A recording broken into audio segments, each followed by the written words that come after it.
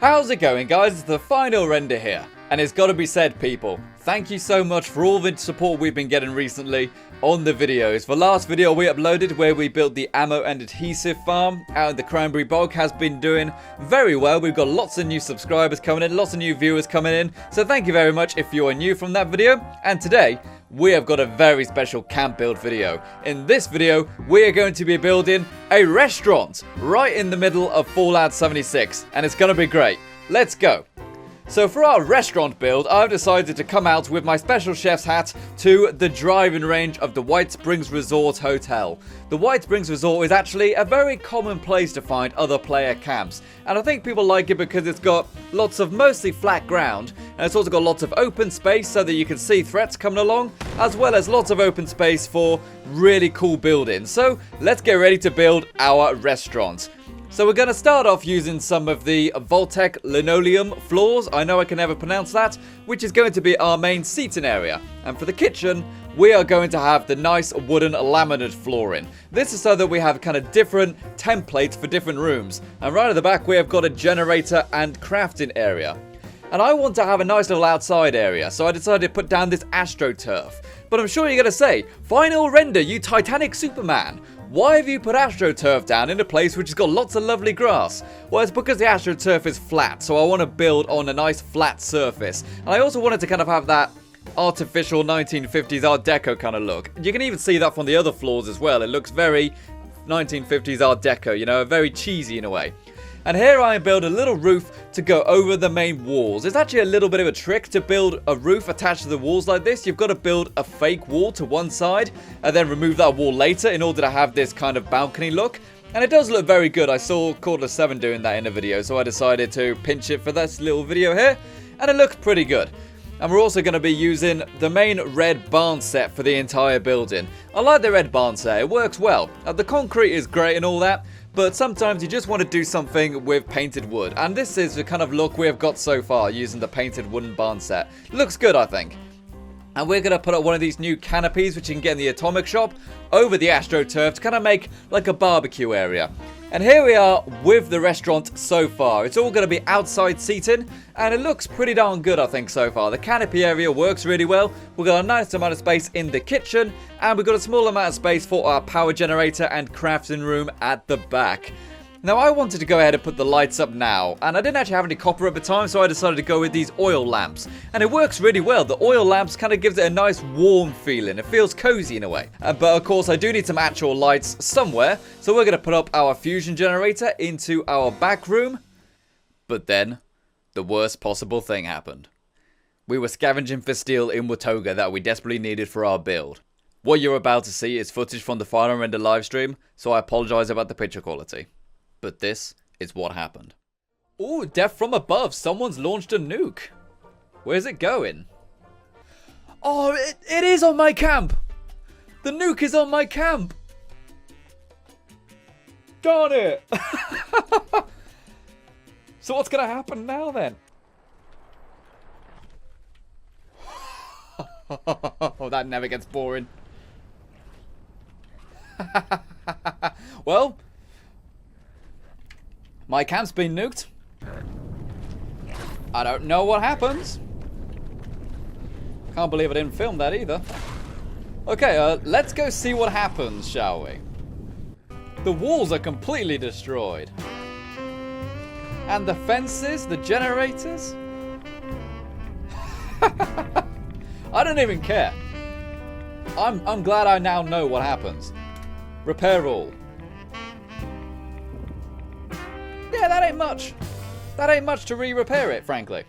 So a very minor setback that we are now building inside a nuclear firestorm. I know I could have just quit the server in order to go into a new server where it wasn't going to get nuked, but frankly I was kind of curious to know what it would look like when it got nuked. And turns out your camp getting nuked actually isn't that bad a thing. But now we're going to start putting down our decorations and some of our tables in here. I want to have lots of nice lights in here so that it attracts lots of new visitors. And I just wish I had the neon lights, but unfortunately I don't. They are like 9,000 caps in the game and I don't have that. But we do start to get a really nice look for the outside now. We've got some of the nice nuke plants. And this person right here is the person who launched the nuke. they came to see my restaurant after. I have no idea who this was, but they came to visit the restaurant, and this was so cool, people, because they actually started to treat it like a restaurant. They've got food on the table.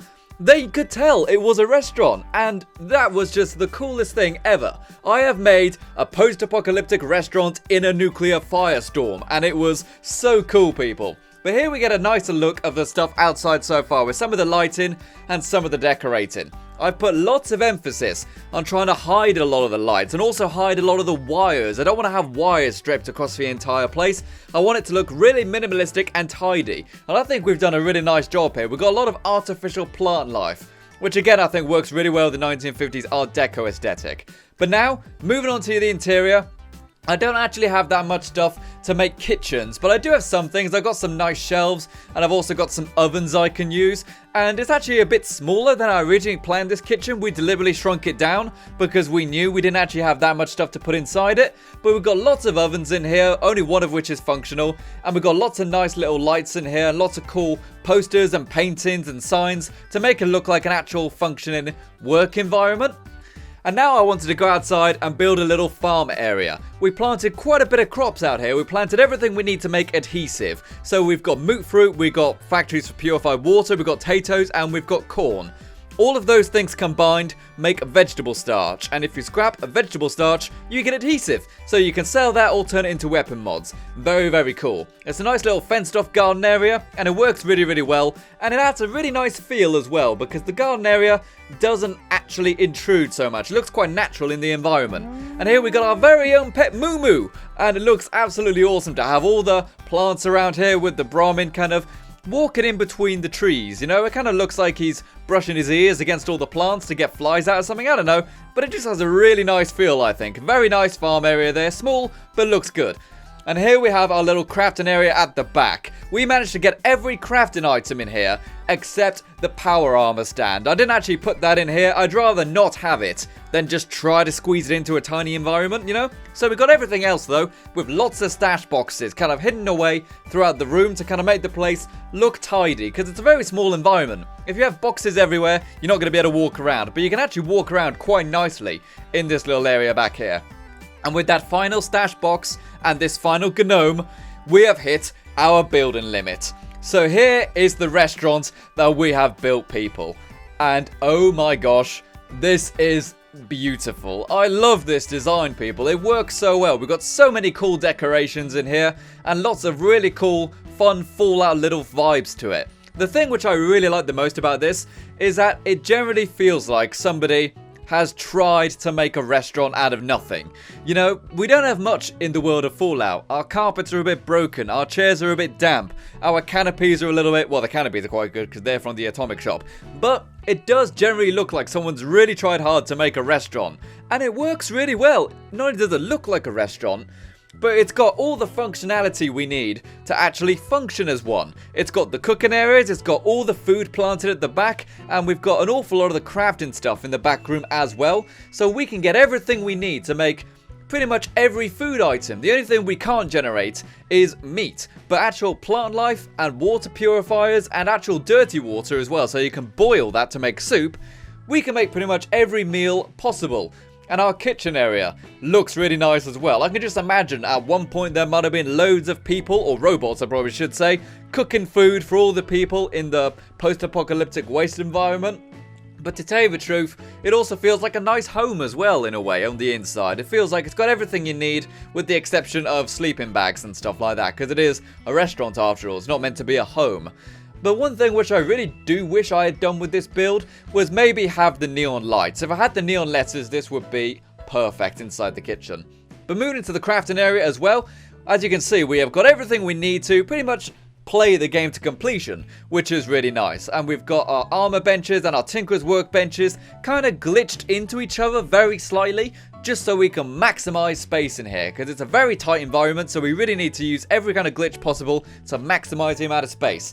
And of course, our power generator connects to power conduits leading outside. I didn't want to have wires everywhere, as I said, and I've got lots of conduits on the roof and kind of hidden around corners so that there aren't too many obvious wires from the front of the restaurant. You kind of got to go around to the back to see all the wiring. But the actual place itself has a really nice vibe, and the coolest thing about it is that people actually knew it was a restaurant. They could tell. Players turned up and they started to use it as a restaurant. And that honestly is the best compliment for this build, that players in game without voice chat knew what it was. So thank you very much for watching this video, people. It's been such a cool build, this one. As I said, we did all of this on live stream, so make sure you subscribe in order to see some of the future camp build and live streams we do. This one was about 3 hours worth of building, and I look forward to seeing you in the next video. Remember to check out all the cool Patreon people in the description below, and I'll see you around. This has been the final render, and you've been the audience. Bye bye for now.